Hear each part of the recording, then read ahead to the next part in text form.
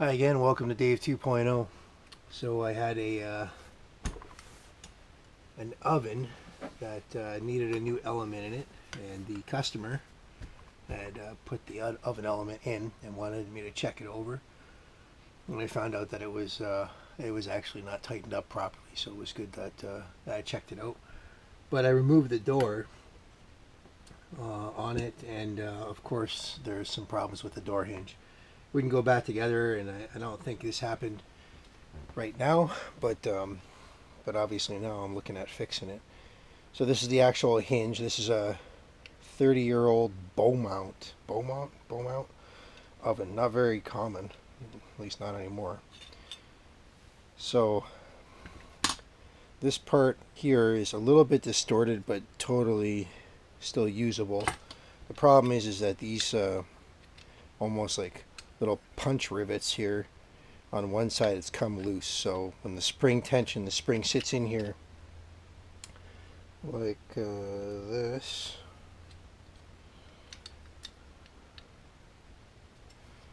and that's basically how it's supposed to go. But you'll see it starts torquing it to one side because it doesn't have that pin on the one side anymore. These things range anywhere from maybe $50 to hundreds, and I didn't find this particular one just looking online quickly. So I'm hoping I can just kind of fix it. I was thinking about drilling it and tapping it. That's soft anyway.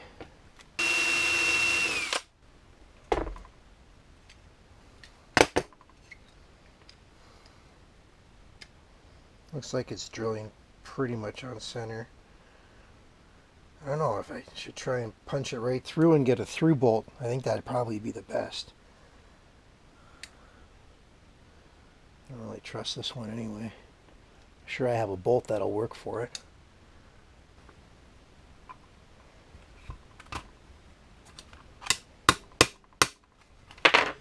Yeah, that pin is loose in there. Best to replace the whole thing, I think.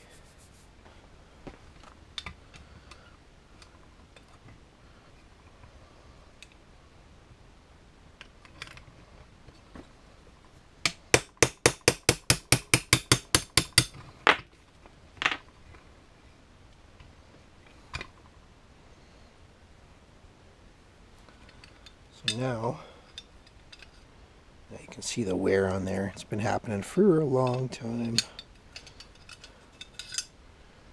Sweet.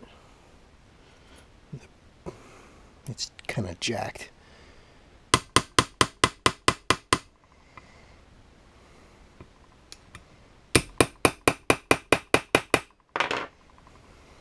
It's crazy. Okay, now I look for a bolt.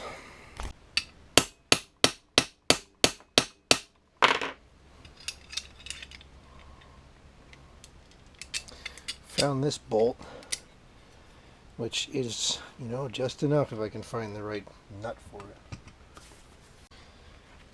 Okay, I think this is going to work. It's just barely fits on. So I'm going to put a little bit of Loctite in there. The red Loctite.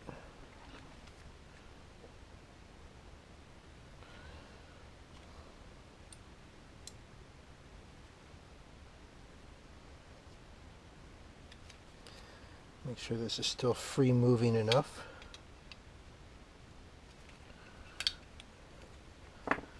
That's really kind of better than what it started out as. So go in here. That's the fun part. So I got this convenient hole which will fit this right in here.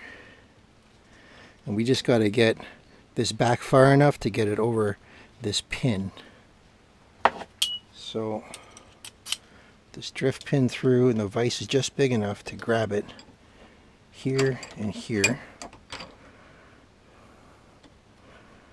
And now it's compressing it.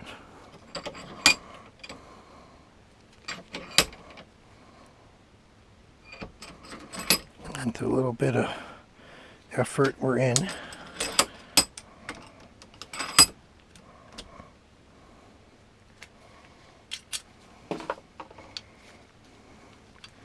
So now it's kind of a little bit off, just a little bit of a tweak maybe, and they're pretty much in line. Good enough to try. Hopefully that Loctite holds.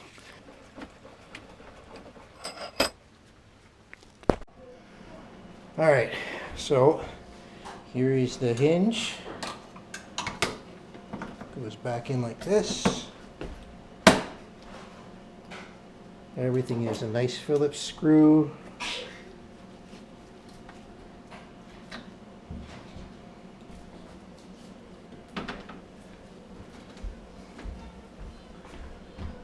So this is the handle, just went on here for larger headed screws on the bottom.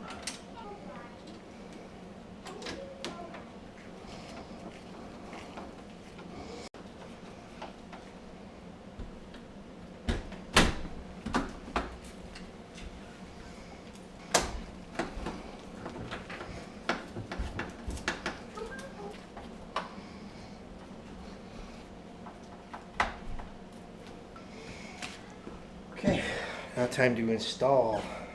So, to review.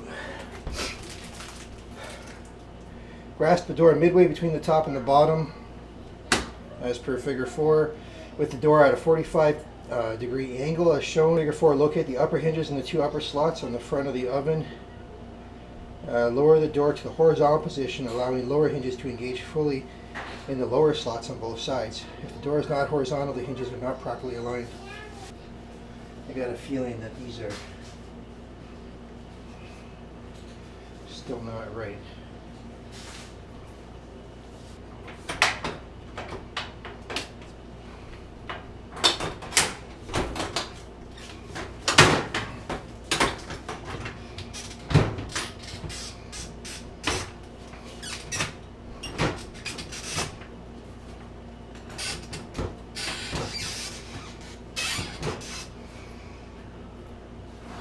Okay, to reinstall,